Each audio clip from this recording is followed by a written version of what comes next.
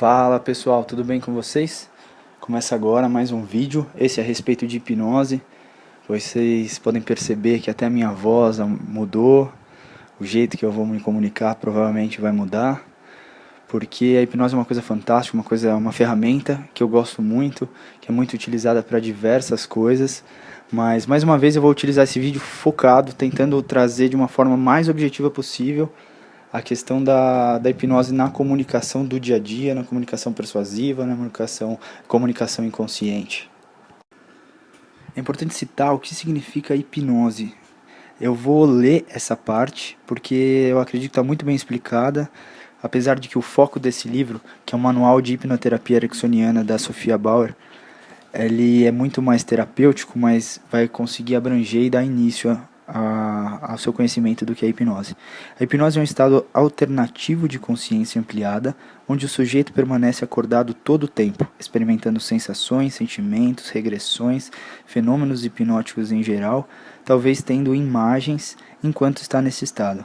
Você fica mais interno, mais focado, mais acordado. Durante o transe você vai se desligando das percepções externas e tem uma grande atividade interna, sem perder seu estado de alerta. Então, a parte principal que eu posso dizer é que é um estado alternativo e principalmente de consciência ampliada, onde você não perde o seu estado de alerta.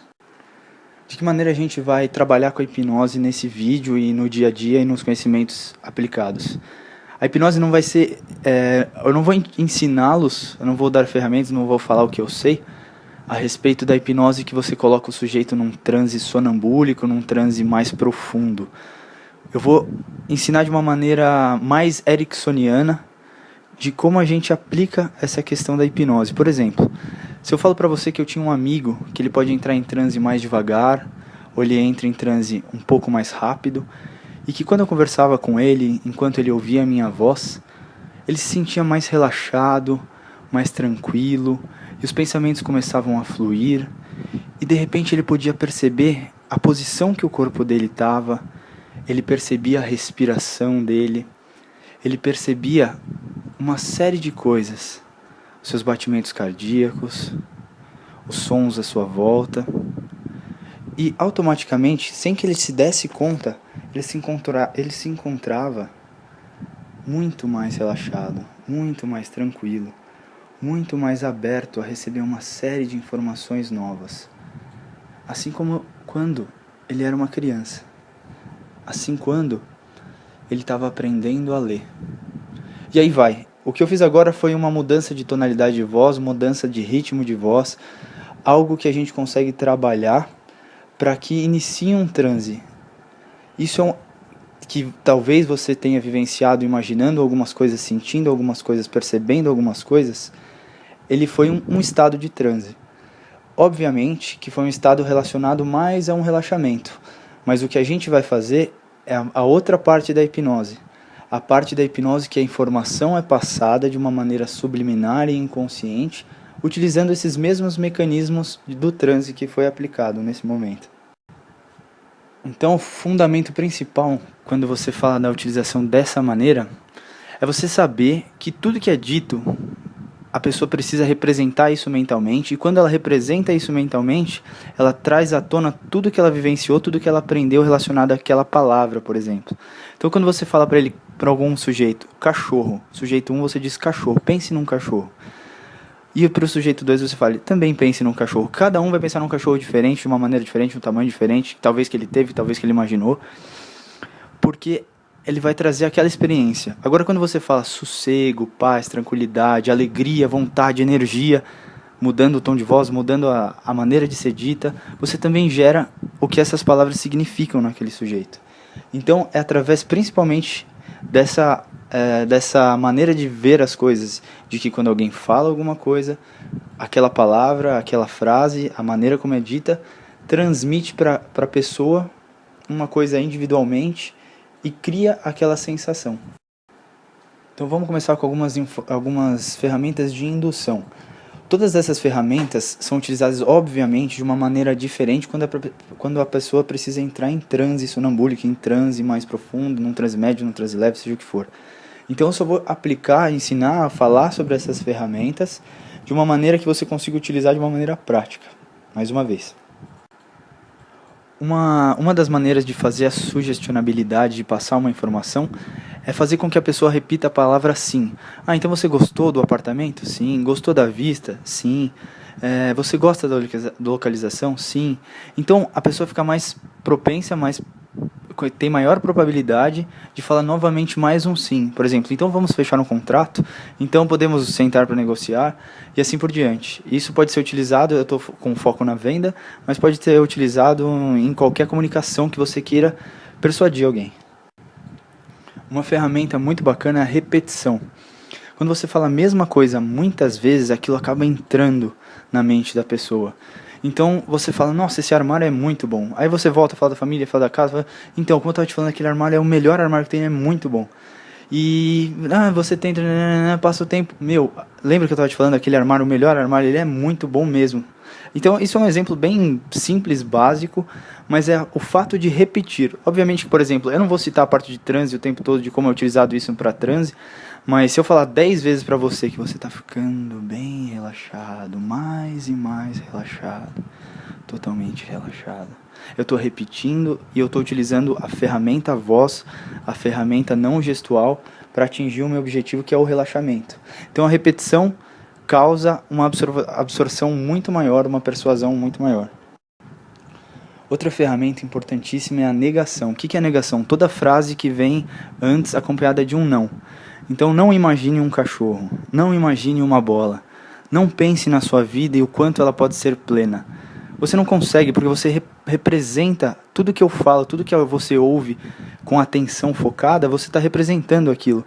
Então o não, ele não serve para se pensar, não serve para negar de fato. Tanto é isso um aprendizado muito importante quando você tiver uma meta, algum objetivo, alguma coisa que você queira alcançar. Por exemplo, eu não quero mais engordar. É obviamente que a mensagem que você está dando para si mesmo é: eu quero engordar. Então pense do lado positivo, pense do lado oposto. E é até um convite a fazer um exercício de tudo que você pode tirar ou não antes. Então uma maneira disso é simplesmente utilizar na sua fala para si mesmo, tirando o não. E quando você vai comunicar alguma coisa que você queira que seja subliminar, por exemplo, não feche a venda agora, ou não feche a venda agora, não feche a venda agora. Você está repetindo, você está utilizando várias vezes a mesma coisa e você não está frisando, você está utilizando não e o não é absorvido. Então é simplesmente assim. A gente vai falar agora da sobrecarga. A sobrecarga é uma coisa fantástica. Nosso cérebro consciente ele está preparado para receber mais ou menos 2 estímulos externos. Então, o som de alguma coisa, uma palestra, uma visão. Porque se você sobrecarga, se você tem muitas informações, você não absorve tudo. Então, uma das maneiras de entrar em transe é fazer uma sobrecarga de estímulos. Isso é muito mais utilizado para um transe de palco, para um transe de consultório, do que para uma comunicação natural. Mas você pode de repente pensar, se eu falar muito rápido, gesticular, eu deixo a pessoa confusa, eu deixo ela numa sensação de o que está acontecendo, e tudo que você está falando acaba entrando de uma forma inconsciente, acaba entrando de uma forma subliminar, porque você está gerando isso, você está criando esse ambiente de sobrecarga na pessoa. Mas se você destacar algumas palavras ou destacar de alguma maneira o comando que você quer passar, a sugestão que você quer passar, você consegue atingir isso. Então é comando embutido porque é como se fosse uma mensagem subliminar. Você passa o dia inteiro vendo a propaganda de determinado refrigerante. Depois você chega à noite e tem vontade do refrigerante, aquilo foi empurrado para dentro da sua cabeça. Então ela estava fora da sua percepção natural. Falando agora um pouco da dupla escolha. Tem inúmeros outros nomes que você pode utilizar, mas eu tenho certeza que é de conhecimento da grande maioria, principalmente dos vendedores, que é você sugerir alguma coisa que a pessoa não tem saída. Então, por exemplo, você fala para a pessoa, a gente vai sair daqui 1 hora ou daqui 2 horas. Não importa para você a resposta dela, simplesmente importa que você vai sair. Então é um comando embutido, é uma sugestão embutida. Você vai fechar esse contrato daqui 1 semana ou daqui 2 dias. Você vai fechar hoje ou amanhã. Você pode utilizar qualquer coisa, qualquer ideia que tiver, mas é simplesmente assim. dar duas opções que levam à mesma coisa. Agora a gente vai falar, na minha opinião, uma das forças maiores de qualquer comunicador efetivo, que é o uso das metáforas. Quando você quer explicar alguma coisa para alguém e você utiliza uma metáfora, você chega com essa mensagem para o inconsciente dela. Quando você quer convencer, que você quer explicar, que você quer passar a comunicação, quer que ela absorva de qualquer maneira. A metáfora é uma das maiores, se não a maior ferramenta para se utilizar. Em um set terapêutico, você utiliza a metáfora de uma maneira muito mais entregue de acordo com o cliente, com as palavras dele, com os problemas dele, do jeito dele, e acaba conectando com muito mais força. Mas a gente vai utilizar ela de uma forma mais rápida, digamos assim. Tem duas maneiras que eu gosto muito.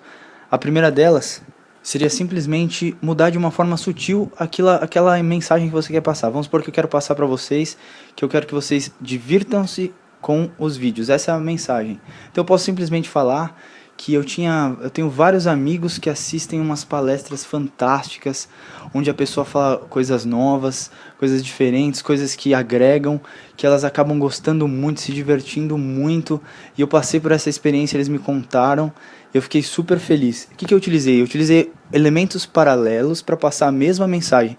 Pode ser muito mais potencializada, pode ser muito mais efetiva utilizando outras maneiras, mas foi só um exemplo. Onde eu projetei um amigo sendo a pessoa, a palestra sendo os vídeos, a diversão que eu senti ao ouvir, que eu queria transmitir, porque eu estou gerando isso. A outra maneira, que é muito mais conhecida, que é simples, na verdade todo mundo conhece o que é uma metáfora, que é uma história, que é um conto, e seria aquela parte onde você simplesmente diz, ao invés de falar que está quente, fala estava um calor como de brasa, como um deserto. O impacto, a potencialização que a mensagem tem é muito grande. Então o uso correto de algumas palavras, lembrando que a pessoa vai puxar na cabeça dela, puxar na equação, no aprendizado, na associação, na história de vida, tudo que aquela palavra quer dizer, você vai impactar muito mais forte do que você falar estava quente. Fala, nossa, estava um calor, parecia que eu estava no meio do deserto. Você intensifica a mensagem com a metáfora. Metáfora é um assunto muito bacana, que eu gosto muito, que pode ser muito mais explorado, tem muito mais a ser dito, mas eu acho que com exemplos que foram dados já é possível você ter uma noção, já você sabe o que é, e simplesmente criar de acordo com a sua própria necessidade. Lembrando que metáfora, ela potencializa a sua comunicação, tanto para bem, tanto para mal. Bom, é isso. O que eu acho muito importante frisar, principalmente a partir desse vídeo, que o próximo já encerra, mas eu acho importantíssimo a gente frisar desde já, que vem sendo construído ferramentas, e como toda ferramenta ela é nula, não é certo, não é errado, não é bem ou mal. Então, o que eu gostaria que sempre viesse à tona é a questão ética, a questão moral, a questão de princípios, a questão de até que ponto você acha justo, legal, bacana com o outro utilizar esse tipo de ferramenta. Então, é algo muito poderoso, de fato, algo se levado a sério, que se é mais estudado, você influencia as pessoas de uma maneira muito forte. E fica uma dica também óbvia de absorver a linguagem corporal, a maneira do que é dito, como é dito dos grandes líderes, dos grandes comunicadores.